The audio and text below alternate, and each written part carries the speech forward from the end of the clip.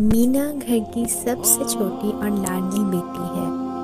بھولی بھالی صورت سب کے دل کی جان ہے۔ آج شعبان کی 29ویں شب ہے اور سب بے چینی سے رمضان کے چاند نکلنے کا انتظار کر رہے ہیں۔ مینا کی دادی جان نے مغرب کی نماز ادا کی اور مینا کو لے کر چھت پر چلی گئی۔ مینا اپنی نظریں آسمان پر جمائے ہوئی تھی، تبھی اس کو ہلال کا چاند نظر آیا۔ وہ خوشی سے چلائی، دادی جان، وہ دیکھے رمضان کا چاند نظر آ گیا ہے۔ دادی نے کہا، مینا چاند مبارک ہو، بہت بہت۔ چلو مینا اب دعا مانگو۔ پھر مینا اور دادی نے دعا مانگی اور جلدی جلدی نیچے اتر آئے۔ مینا نے بچپن سے ہی اپنے گھر میں دینی ماحول پایا تھا۔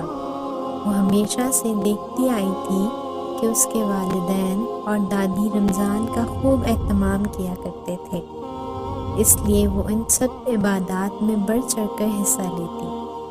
مینا بھاگتے ہی اپنی ماں کے پاس جا کر لپٹ گئی اور ماں کو رمضان کی مبارکباد دی۔ سبھی ساتھ میں بیٹھے ٹی وی پر رمضان کے چاند کے اعلان کی خبر سن رہے تھے۔ امی نے فٹافٹ کچن میں سحری کے لیے اہتمام کرنے لگی۔ مینا نے امی سے کہا، امی جان، اس سال میں بھی روزے رکھوں گی، اب میں بڑی ہو گئی ہوں۔ ماما نے کہا، میری پیاری مینا، ہمیں آپ پر بہت فخر ہے کہ آپ اس بابرکت مہینے کا استقبال کرنے کے لیے بے چین ہیں۔ انشاءاللہ مینا آپ ضرور روزہ رکھیں، اور آپ کو پتہ ہے نا کہ روزے میں صرف کھانا پینا نہیں چھوڑتے، بلکہ ہر برے کام سے اپنے آپ کو روکتے ہیں، نماز پڑھتے ہیں، قرآن پڑھتے ہیں اور غریبوں کی مدد کرتے اور ان کو کھانا کھلاتے ہیں۔ جی ہاں مما، میں پوری کوشش کروں گی کہ میں روزے میں کوئی غلط کام نہ کروں۔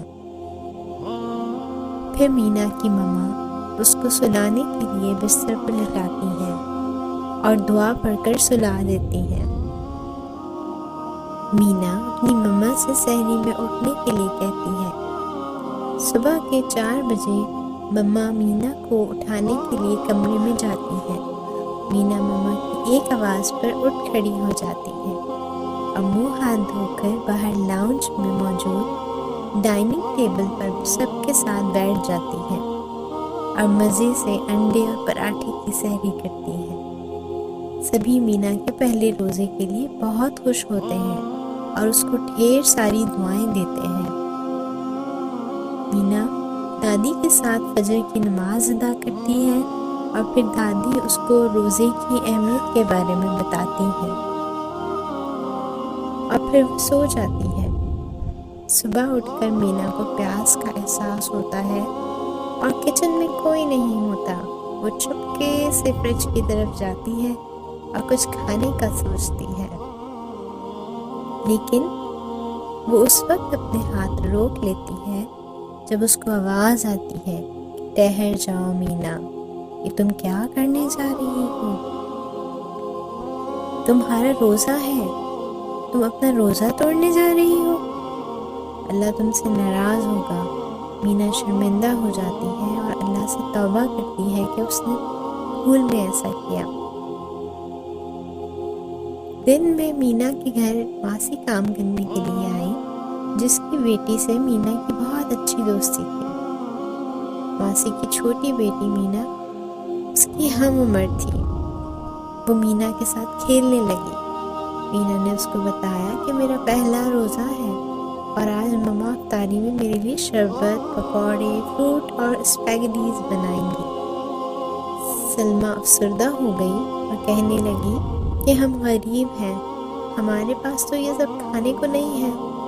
مینا نے سلمیٰ کے آنسو پوچھے اور کہا کہ تم ایسا کیوں سوچتی ہو؟ میں تمہیں بھی یہ سب چیزیں لا کر دوں گی تاکہ تم افطاری میں یہ سب کھا سکو۔ مینا اپنے بابا کو سلمیٰ کے بارے میں بتاتی ہے اور کہتی ہے، بابا، میں اس کی مدد کرنا چاہتی ہوں۔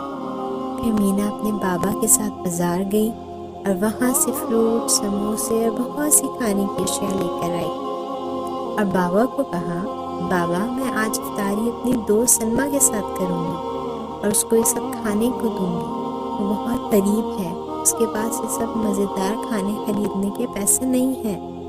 بابا یہ سن کر بہت خوش ہوئے اور اس کو ڈھیروں پیار کیا۔